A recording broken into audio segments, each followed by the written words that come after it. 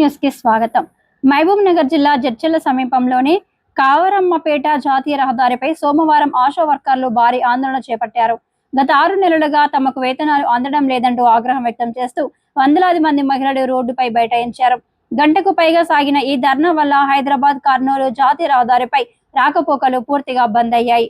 మా జీతాలు మాకు ఇవ్వాలి, సీఎం డౌన్ డౌన్ అంటూ ఆశా వర్కర్లు పెద్ద ఎత్తున నినాదాలు చేశారు.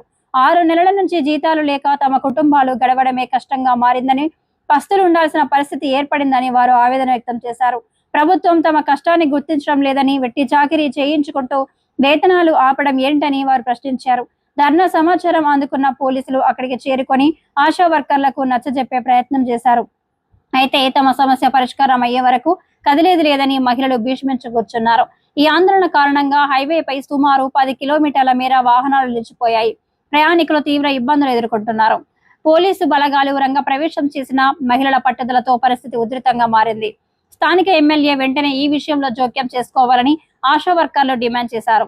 స్థానిక ఎమ్మెల్యే మా సమస్యల పట్ల ప్రత్యేక శ్రద్ధ చూపాలి, మా పెండింగ్ జీతాలను వెంటనే విడుదల చేయించేలా ప్రభుత్వంపై ఒత్తిడి తీసుకురావాలి అని వారు విజ్ఞప్తి చేశారు.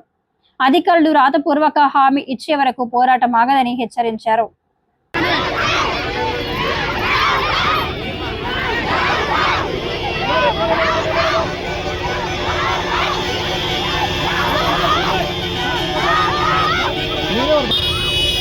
बस पकड़